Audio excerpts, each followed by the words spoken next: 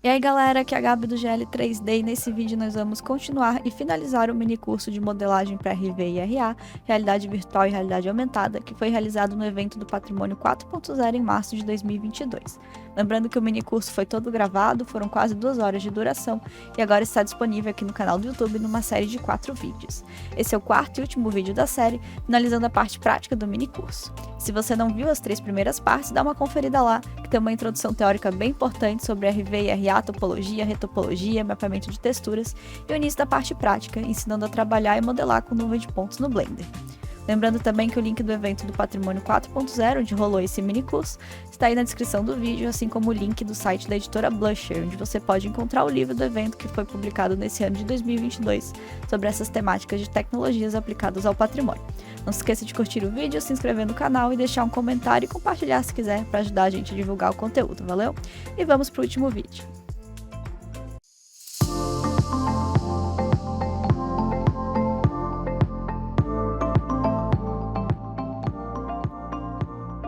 Aí a próxima etapa que a gente vai fazer é texturizar esse modelo. Se alguém tiver mais alguma pergunta, a gente pode ir para texturização.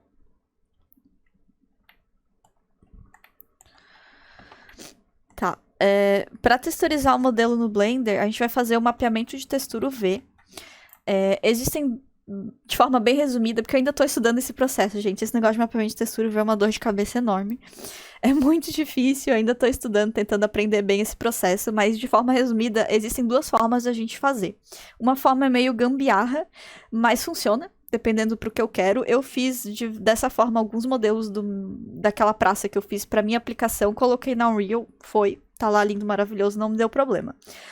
O problema do modo gambiarra que eu vou mostrar é que se eu quiser fazer o bake depois, aquela técnica que eu expliquei lá do normal map, ela é feita com base no mapeamento de textura. Então, se esse meu mapeamento de textura não tá lindo, maravilhoso, perfeito, eu não consigo fazer o bake. Então, tem esse problema. Agora, se eu não quero fazer bake, se eu só quero texturizar o meu modelo para jogar lá na minha aplicação, o modo gambiarra é mais rápido, mais fácil e funciona. E o modo não gambiarra, que é o modo mais correto, ele envolve que eu marque para fazer isso aqui, que eu botei aqui. Deixa eu botar isso aqui. Opa. Fazer isso aqui, né? Abrir essa malha do meu modelo, planificar esse meu modelo. Eu preciso explicar pro programa onde que eu quero que ele faça esse corte no meu modelo para planificar ele. É aquele cubinho que a gente fazia na escola, que a gente desenhava os quadradinhos, depois cortava, fazia as abinhas e montava e colava. É basicamente isso. Só que eu tenho que dizer onde que eu quero que ele corte para planificar essa minha geometria. Porque daí quando eu pedir para ele abrir a UV, ele vai abrir assim, do jeito que eu fiz aqui, certinho, perfeito. Então essa é a forma mais correta de fazer isso. Daí para marcar, né, esses cortes, eu tenho que vir no Edit Mode. Eu vou aqui nas arestas, daí eu consigo selecionar as arestas do meu modelo. Eu vou selecionar, então eu tenho que visualizar, né? Eu quero que planifique, eu quero que essas faces daqui venham aqui para trás. Então eu preciso que ele corte aqui. Aí eu seleciono essas minhas arestas, clico com o botão direito, ou aperto U, que ele vai abrir o menu de UV Mapping, e eu venho aqui em Mark Sim. Sim é costura em inglês, né? Então ele vai marcar a costura, o corte desse meu modelo para ele abrir. No caso, para abrir daquele jeito que eu mostrei aqui, eu tenho que fazer todos esses cortes, né? Então, eu tenho que ir... É um pouquinho chato, eu tenho que ir visualizando. Essa geometria é simples, né? Mas quanto mais complexa a nossa geometria, mais chato é de ficar pensando a lógica desses cortes. Aqui eu vou marcar o sim também. Eu tenho o clear sim, caso eu tenha selecionado alguma aresta que eu não queria, né? Então, eu vou cortar aqui. Vou cortar aqui também. Opa, deixa eu apertar o que é mais fácil. Marque sim. Então, isso aqui, essas faces vão descolar, e isso aqui vai abrir pra cá. Então, eu tenho que marcar aqui também. Essa aqui, aqui e aqui. Eu aperto o Marque Sim. Isso ajuda também na costura das texturas, porque se eu tenho uma textura genérica, por exemplo, que vai repetir, vai ter uma parte de emenda dessa textura. Então, onde tem esses cortes, ele vai fazer a emenda, mas onde tá inteiro, tipo, essa face continua conectada nessa e nessa, né? Eu não fiz corte aqui. Então, ele vai aplicar a textura em tudo. Vai ficar uma coisa mais uniforme. Depois, quando eu aplicar, acho que fica mais fácil de ver. Então, tá. Então, essa face vai abrir pra cá. Essas eu quero que abram pra cá. Então, essa daqui e essa daqui eu vou marcar também. Marque sim.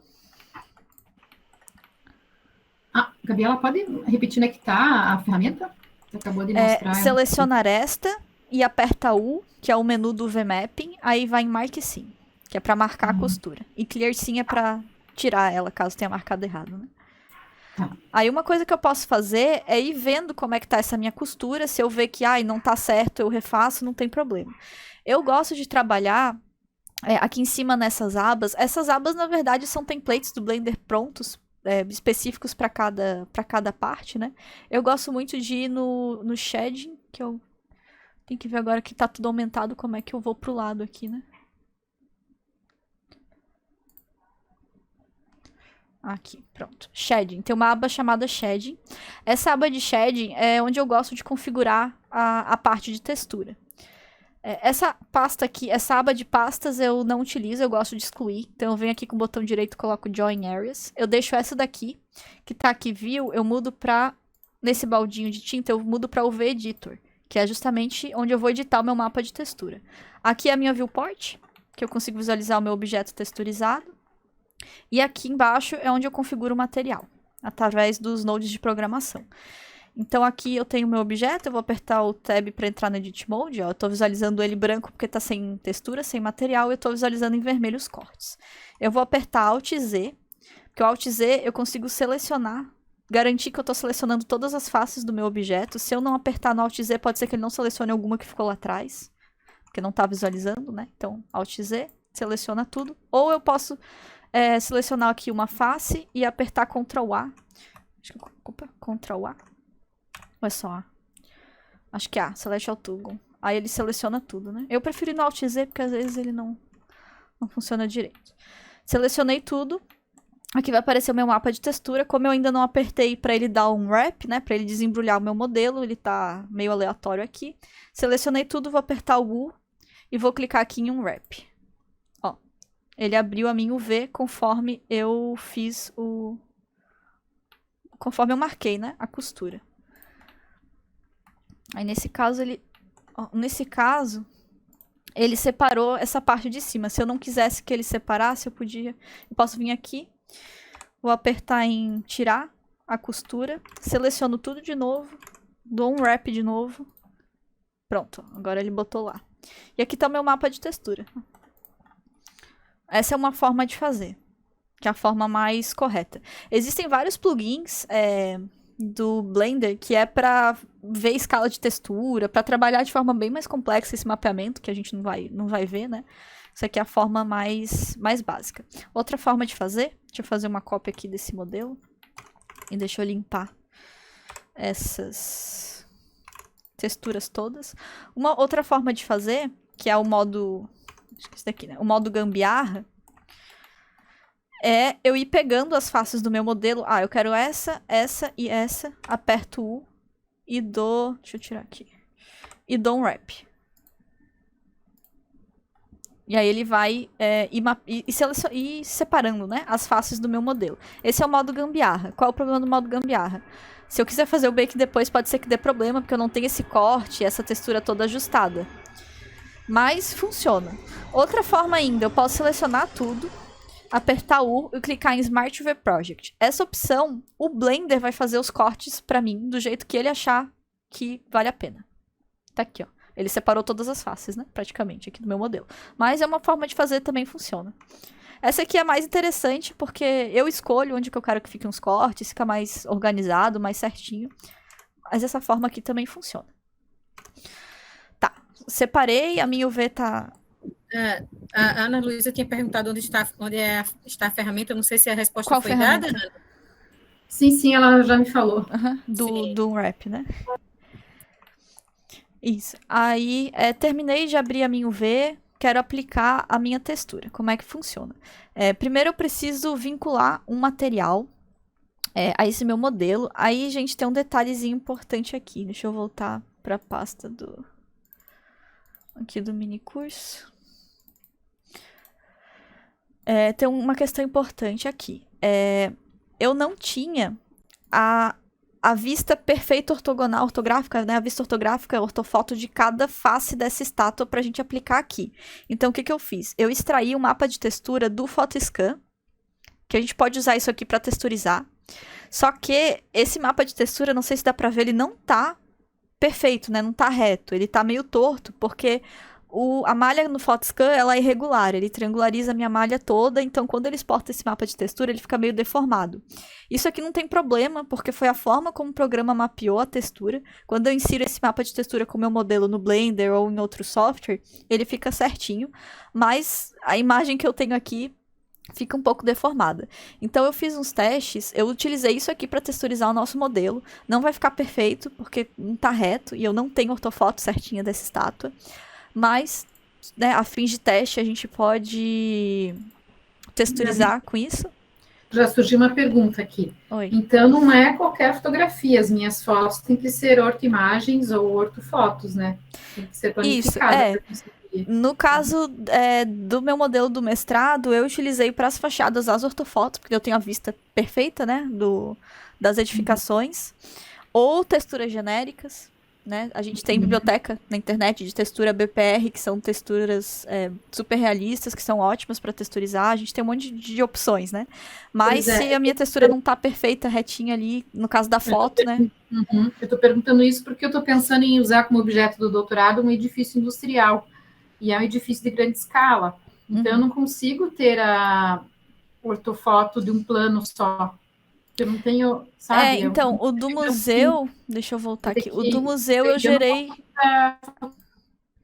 Fotogrametria, então. Vou ter que sempre fazer as ortofotos, né?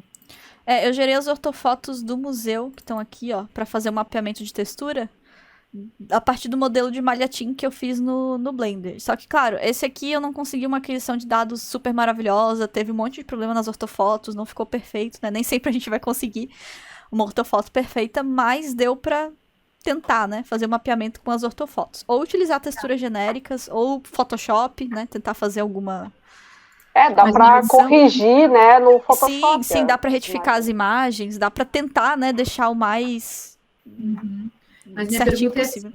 No workflow, então, eu não vou conseguir fugir da parte ou da fotogrametria ou dessa parte de retificar as fotos, né? Se quiser texturizar o modelo certinho, realista com as imagens do edifício, não. Tem que corrigir as imagens. Nesse caso aqui, para eu não ter que realizar o mapeamento de textura na mão, eu acho mais fácil eu substituir o modelo HiPoly que eu gerei no software de fotogrametria por esse que eu modelei, e o programa faz o mapeamento de textura para mim. Que foi o que eu fiz para obter aquele mapa de textura que eu mostrei que não tá muito reto, né? Esse daqui. Opa, é esse aqui. O programa, você diz o PhotoScan. Isso, que foi o que eu gerei, né? Mas qualquer outro software de fotogrametria. Isso aqui é o mapa que o PhotoScan exportou. Foi uma forma que eu tentei de conseguir uma textura que a gente pudesse utilizar para texturizar o modelo no Blender, mas não vai ficar perfeito, né? Porque ele tá distorcido. Porque o mapa de textura que o software de fotogrametria gera, esse aqui é o mapa do modelo HiPoly. É uma coisa louca. Porque a malha é irregular. Então a forma como, né, é toda cheia de triângulos. Então o programa faz essa UV... Parece um quadro artístico, né? Essa UV, ela fica toda louca. Mas não tem problema, porque é o mapeamento que o programa fez, tá associado a cada face do polígono, né? O software que vai processar isso depois entende, fica perfeito. Só que pra gente editar isso aqui é possível, né? Então... eu deixei esse mapa de textura aqui, tá no Drive, no Workflow 2, etapa 2.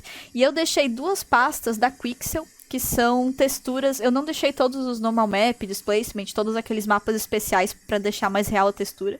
Eu deixei o Basic Color, né? De texturas genéricas que são pra... que a gente pode utilizar também, se a gente quiser testar. Acho que eu fiz aqui, ó. Eu texturizei com essas ortofotos que eu tirei... Ortofotos não, né? Com esse mapa de textura do PhotoScan e com uma textura genérica pra mostrar, né? A diferença. Então, depois que a gente abrir o UV, a gente vai associar o material que eu quero aplicar aqui. Deixa eu pegar esse modelo que tá com a UV aberta. A gente consegue ver aqui, né, nessa janelinha. Eu vou vir aqui nesse íconezinho de material, que é essa bolinha vermelha aqui embaixo. Material Properties. E aqui...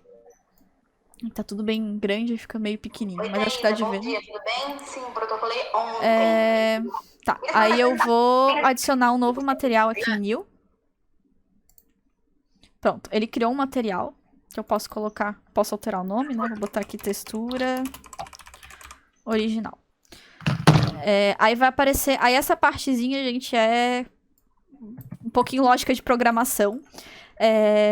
Tem muito tutorial na internet. O meu modelinho do mestrado eu só pesquisei. Como configurar textura BPR no Blender. Tem um monte de tutorial explicando o que é cada coisa, o que precisa clicar e adicionar aqui. É meio confuso no início, mas tem tutorial de tudo na internet, a gente consegue descobrir, né? Eu vou explicar o básico. Essa aqui é as informações do meu material aqui, né? De textura, eu posso configurar várias coisas avançadas. O que eu vou configurar primeiro é o Base Color, é a imagem que eu vou utilizar para texturizar o meu objeto. Então eu vou vir aqui em adicionar, Texture, Image Texture, aí ele vai abrir um node novo aqui, uma caixinha nova que eu vou soltar aqui do lado, e eu vou conectar esse Color no Base Color. Basicamente, eu estou dizendo aqui para o programa que essa imagem que eu vou adicionar aqui, ela é a base para texturizar, a base de cor desse meu modelo. Ele vai ficar preto, porque não tem nada adicionado ainda. Mas eu vou vir nessa pastinha, e aí eu vou selecionar esse mapa de textura que eu deixei lá no Drive também. Aí ele vai pegar e vai aplicar no meu modelo. Ah, tá todo louco, né? A textura. Por quê? Porque agora o que eu vou fazer é justamente a parte de mapeamento. Eu preciso ajustar esse meu mapa, essa minha textura a esse meu modelo que tá aqui. Tá, agora aqui a gente tem um problema. Essa textura, ela, como eu falei, ela não tá com as faces certas bonitinhas, porque o ideal é que eu pudesse ir ajustando esse meu modelo que eu abri dessa forma na minha imagem. Ele tá já com o mapa de textura do Photoscan.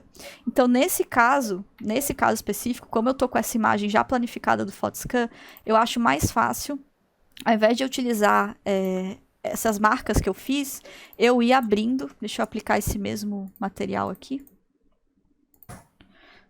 Textura original. Nesse caso, eu acho mais fácil. Isso aqui eu posso arrastar, tá? Cada face que tá aqui é um polígono do meu modelo. Se eu alterar a face que tá aqui, se eu selecionar, por exemplo, um vértex dessa face e editar, eu não tô alterando a minha geometria. Eu tô alterando o mapeamento de textura. Aqui eu não tô alterando geometria. Aqui eu tô alterando geometria. Não sei se deu pra entender a diferença. Tá um pouquinho complexo, gente. Se vocês não entenderem, vocês me perguntem. Como eu não tenho o mapeamento feito da forma que eu fiz aqui, nesse caso, é mais fácil eu ir fazendo no modo gambiarra de pegar aqui, dou um wrap. E aí agora aqui, cada face eu vou ajustando. Então aqui, ó, eu posso... os mesmos comandos do modelo. Eu posso dar scale, eu posso rotacionar, eu posso mover com grab. E aí o que eu vou fazer é o que a gente chama de mapeamento. Eu posso pegar aqui os vértices, ó. E eu vou ajustando para fechar com a minha textura. Normalmente o que a gente faz é o contrário. A gente vai ajustando a textura no mapeamento que eu fiz a partir das sims que eu marquei. Só que nesse caso, como eu já tô com o mapeamento do Photoscan, eu sou obrigada a fazer dessa forma. Ó, e aí eu vou ajustando a minha textura aqui. O que acontece? Esse aqui tá deformado, né? Porque a minha textura tá deformada, mas eu vou mostrar depois como é que a gente pode corrigir isso. Então eu venho aqui no meu modelo, seleciono a face, dou um wrap, vou escalonando e vou ajustando ela aqui no meu modelo. Se eu fiz, por exemplo, no meu modelo do mestrado, eu fiz a modelagem com base na nuvem de pontos e a ortofoto foi feita com base no modelo de Malhatim, que foi feito com base na nuvem de pontos. Então, quando eu fui jogar a ortofoto no modelo geométrico das fachadas, já bateu certinho a geometria. Eu só tive que escalonar para ficar do tamanho certo e já fechou, né? Todas as... Sim, isso que eu fiquei pensando, né? Que se usar sempre a mesma base, vai ficar... Sim, vai ficar igual. Aqui não ficou porque esse mapeamento do Blender tá distorcido, né? Então... Só que o problema é que a nuvem de pontos, às vezes, dependendo da densidade e do tamanho do edifício, é uma densidade muito alta, não pega os detalhes, né? Sim, não, com certeza. O modelo que eu fiz, que foi com voo de drone, o beiral das edificações não pegou. Ele juntou o beiral com a parede, vários detalhes ficaram bem difíceis, então teve que ser uma geometria simplificada, né? Viu, deixa eu aproveitar já outra coisa. Eu estou pensando, assim, na ortofoto de um elemento, imagina uma rosácea. Quando eu for fazer a ortofoto, não tem como pegar várias faces, né? Porque é uma geometria complexa, como é que Sim. posso explicar? Ela é tudo orgânico, né? Sim.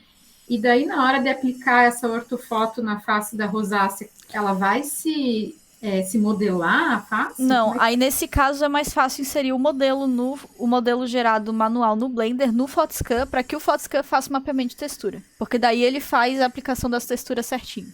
Em todas as faces do modelo. Eu manualmente vai ser muito difícil eu conseguir fazer isso, né? Por conta da complexidade da geometria. Malha, né? É isso, né? Aí só que o que acontece? O modelo que eu gerei no Blender, ele tem que estar similar com a minha nuvem de pontos. Se eu gerei uma geometria muito diferente do que está na nuvem de pontos, o programa não vai conseguir identificar aquilo para texturizar, né? Porque é uma geometria desconhecida que ele não tinha reconhecido antes. Então tem... Entendi. Então o Blender ele vai ser fácil assim para elementos geométricos, né? Como você está mostrando. Para inserir as texturas, né, nas faces. Ah, sim, para realizar um mapeamento de textura aqui com geometrias mais simples, mais orgânicas é melhor no Photoscan mesmo. Tá, beleza. Aí tá, eu não vou fazer aqui que a gente já passou muito do tempo, mas a ideia é essa, eu vou ajustando aqui o polígono nas faces do meu modelo. Aí eu vou aplicar... ainda tem tempo, viu? Ah, tem tempo até meio dia e meio? Meio dia e meio. Ah, achei que era até meio dia, então tá de boa. Tá, então, mas enfim, a ideia é essa, né? Nesse caso, eu acho mais fácil eu pegar, selecionar a face, dar um wrap, e aí eu vou ajustando aqui. Aí eu tenho aqui esse comando que é o snap, que é para eu ter a precisão. Eu posso colocar aqui, ó, vertex, e aí quando eu dou um grab, ele vai dar um snap, né? Ele vai juntar exatamente com aquele vertex que tá ali em cima. E aí eu tenho mais precisão para ter certeza de que tá pegando ali no mesmo ponto, né? Mas eu também não vou ficar ajustando aqui, gente, perder tempo ajustando. Eu vou mostrar aqui o modelinho pronto que eu fiz isso. Shading. Aqui, ó. Deixa eu dar um Ctrl Z. Ó, aqui eu ajustei todos os meus polígonos certinho na minha textura. E depois eu triangularizei o meu modelo. Porque como eu comentei lá na parte teórica, eu preciso não, né? É ideal que eu triangularize esse meu modelo aqui no Blender antes de levar pra Engine, porque lá ela vai triangularizar da forma que ela quer. E aí isso pode alterar a minha geometria. Nesse caso aqui, ó, se eu deletar essa aresta pra vocês verem, acho que ele não deformou a textura aqui, né? Deixa eu ver esse daqui. Ó, esse daqui. Esse aqui tá com a textura deformada, porque é o mapeamento do Photoscan e o Photoscan trabalha com a malha triangular. Agora, se eu vim aqui no Blender e adicionar um modificador do Triangulate, que vai triangularizar a malha, tá vendo como ele corrigiu a textura?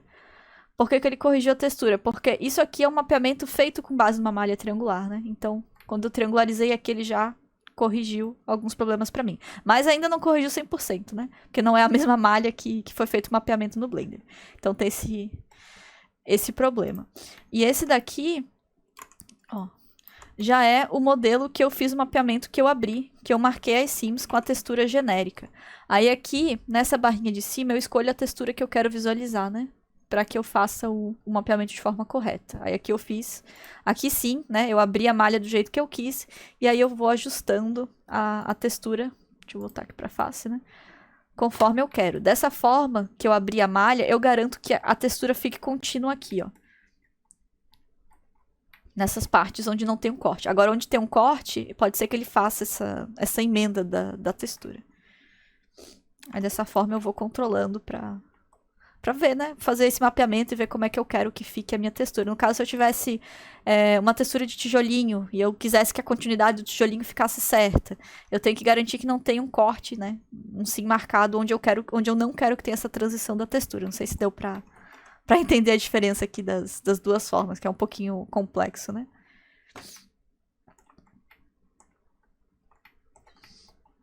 Mas a ideia é essa. E depois aqui eu posso adicionar os mapas de textura, normal map, displacement, para deixar o meu modelo mais realista, né? Alguma pergunta?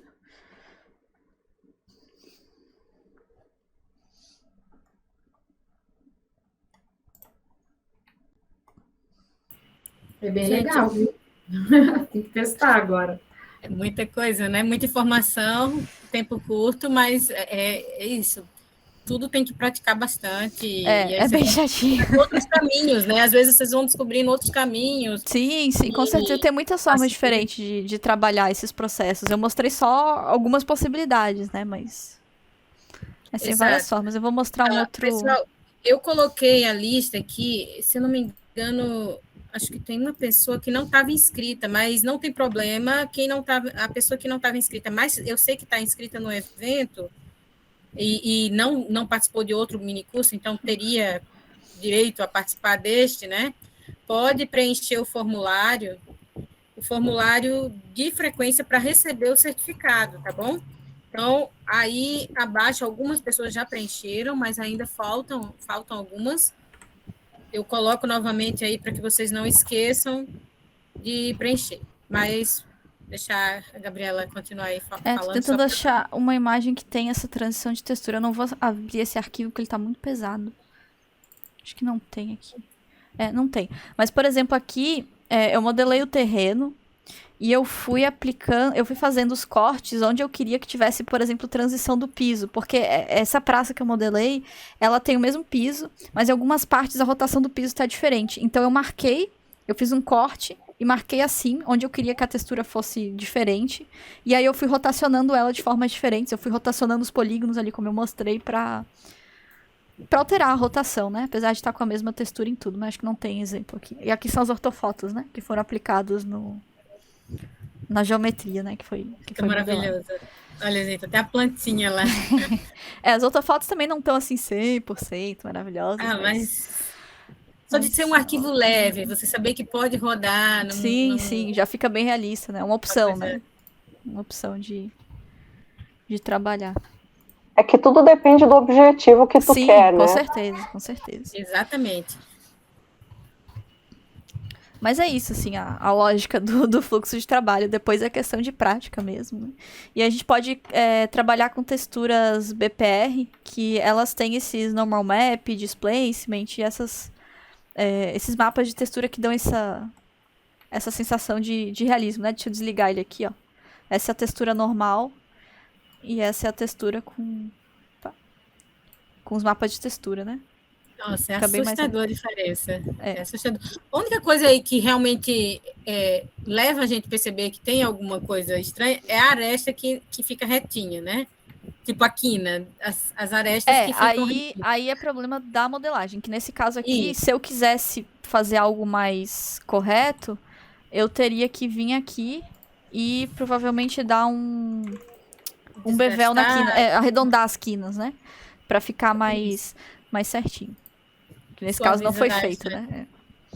Suavizando aí. Mas fica fantástico. A gente percebe, parece que tá a sombra batendo na... no caso aqui do high poly, a gente tem, né? Essa leve arredondamento ali das quinas. Tem também os desgastes, que daí dá pra tentar reproduzir no normal map também, mas... Como a gente mencionou, depende da finalidade. Se for necessário, se é algo que você precisa de uma exatidão, uma precisão, faz. Se não, aí para informação mais simples o modelo. Para aplicações de realidade aumentada e realidade virtual com o uso de equipamentos de imersão, os modelos têm que ser muito mais otimizados do que para aplicações de computador e videogame, por exemplo. Tem uma capacidade de processamento bem maior, né? Então, para RV imersiva e RA, para dispositivos móveis, esse modelo aqui tá ótimo, né? Com o normal map mesmo, com o Bake tá perfeito. Agora, para aplicações de computador e videogame, até esse daqui otimizado, menos otimizado que esse, para não perder tanto detalhe de geometria, talvez eu poderia usar. Vai depender também dos elementos que eu tenho no meu ambiente virtual, né? O que eu vou botar? Eu tô trabalhando naquele meu da praça, agora eu tô na parte de colocar a vegetação. Os bloquinhos de vegetação realista são muito pesados, porque imagina, cada folha é um polígono, foi modelado, simplificado, mas para ficar realista, é um modelo pesado. Então, se o meu objeto tem muita vegetação, poxa, as minhas edificações vão ter que ser super otimizadas. Ah, não tem vegetação, é só edificação na praça seca. Eu posso botar uns modelos mais detalhados, então vai vai depender do grau de interação do usuário também com esse objeto, com certeza, tudo, iluminação, interatividade, textura, geometria, tudo pesa, né? Então a gente tem que botar na balança e ver o que o que compensa. E os game engines também, eles têm aquela possibilidade que o pessoal faz nos jogos de trabalhar com um modelo, um objeto com diferentes modelos e diferentes níveis de detalhes. À medida que eu me aproximo, que o usuário se aproxima, né, da cena do objeto, vai renderizando o modelo mais detalhado. Se eu tô longe, ele renderiza o modelo com nível low poly, né? Então, é uma forma de otimizar o processamento também. E aí são várias técnicas. Jogando aquele Assassin's Creed, tu vê, né, que as coisas ao longe, assim, é uma coisa meio esfumaçada. Às vezes é imagem, não é nem modelo, né? Só imagem. É, uma coisa enfumaçada, assim, aí conforme tu vai chegando perto, aí o modelo se define. Sim, o Assassin's Creed é interessante que o Unity teve uma reconstituição fiel da Catedral de Notre Dame, né?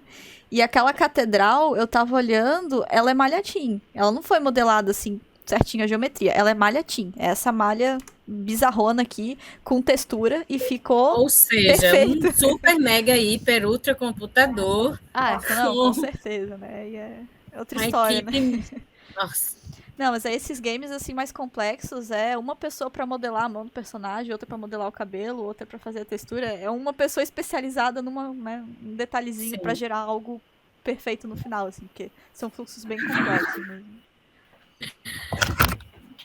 E esse foi o mini curso de modelagem para RV e RA que aconteceu no evento do Patrimônio 4.0 em março de 2022. Espero que tenham gostado, foi um mini curso mesmo por conta do tempo que a gente tinha para passar esse conteúdo, mas a ideia principal aqui é entender como devem ser os modelos 3D para aplicações de processamento em tempo real, como realidade virtual e realidade aumentada, e algumas possibilidades de fluxo de trabalho. Então é isso, pessoal. Obrigado por assistir. Não se esqueça de curtir e comentar aqui no vídeo. E continue acompanhando o canal, que em breve teremos mais novidades por aí. Mais vídeos didáticos, tutoriais e muito mais conteúdos. Até a próxima.